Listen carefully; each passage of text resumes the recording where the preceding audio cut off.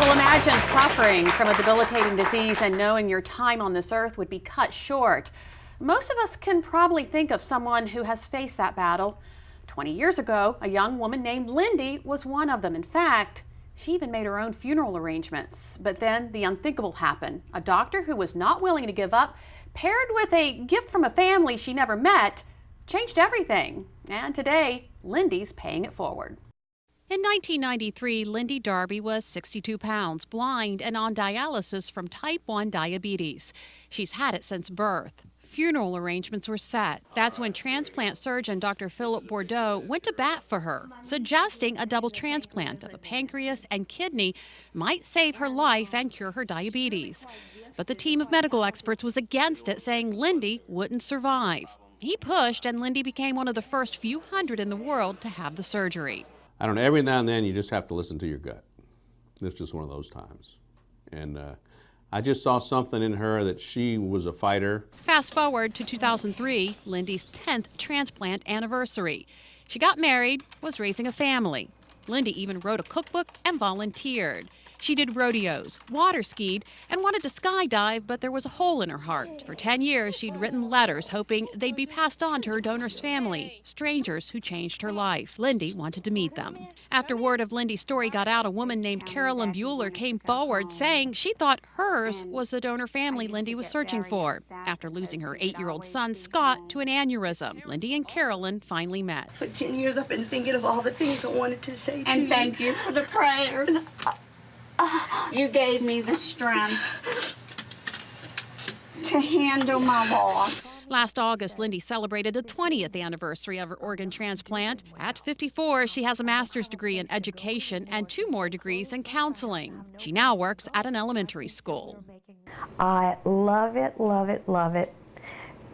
These are the most wonderful children in the world, but they're also needy. After work, Lindy volunteers her time to help adults, teens, and children, the mentally ill and homeless.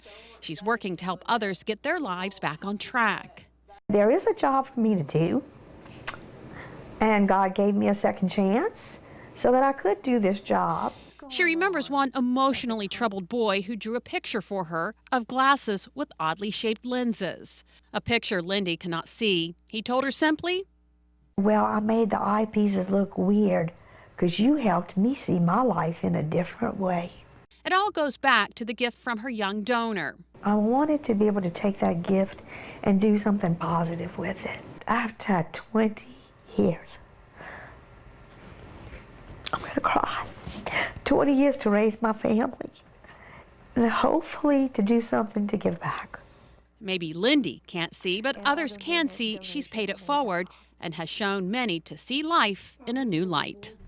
What a remarkable story. Now, since Lindy's double transplant, she says she has regained limited vision in one eye, so she's no longer in total darkness. By the way, Lindy says she and Scott's mom, Carolyn, have become fast friends. Well, many people may not realize just how serious diabetes can be. In fact, there are different types of the disease, and while it's certainly inspirational to hear of Lindy's success, so many others face their own personal battle with diabetes. Our next guest certainly has, and she's done it all while holding down a Hollywood career. Here's Jimmy. Well, you probably recognize her as the Tough as Nails Lieutenant, Anita Van Buren, on TV's long-running legal drama television series Law and Order. What you may not know about Emmy and Golden Globe award-winning actress Epatha Merkerson is off-screen, she's been fighting something else: diabetes. She's just one of the nearly 26 million people that are living with the disease, and now Epatha has a new role to raise awareness. And she joins us this afternoon to tell us more about it. Thank you so much for sharing your time with us. Oh, thank you for having me on. So, take me back to when you were first diagnosed. What was that like? Well, it was really kind of frightening because I was at a health fair event and there was a table where a medical school was set up, and I went over to get my blood sugar tested, and the numbers were off the chart. So that's how I found out. I personally didn't recognize any of the symptoms. that I may or may not have had. Yeah, so it was purely by accident, which is why I'm really happy to be teaming up with Merck and American Diabetes Challenge to have people get an A1C test. And go to their doctor. The A1C will allow the doctor to know what your blood sugar level is for over a 2 to 3 month period, which is different than taking. Yes. Important number to know there. Okay, so you were diagnosed. Your life must have really changed after that. Well, it did. I mean, it has to. So I made some lifestyle changes, diet, exercise. I was on medication, and I've been trying for the past 11 years trying to control my blood sugar levels, and it's a struggle. You know, it changes with treatment, and it's one of the things that I'd love to do is to encourage people to not lose heart, because it is a process, but you can be proactive in your health care. You can manage type 2 diabetes. Is that why it's so important to you to raise awareness? Yeah, I think one of the great things about celebrity is that you have the opportunity to talk about and impart information about things that you're passionate about. And one of the things that it's important to know is that you're not alone.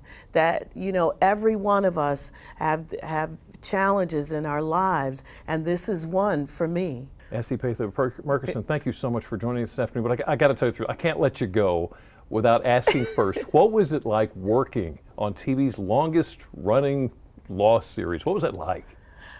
It was really quite extraordinary. I always wanted to stay in New York, so the first thing was it afforded me the opportunity to stay in the New York area, but the number of people that came in and out of the door, people that we now know as stars who started on our show, it was extraordinary. And then having the opportunity to work with Jerry Orbach and Dennis Farina and Sam Waterston, and then those pretty guys, but also great actors, Jesse Martin and Ben Bratt.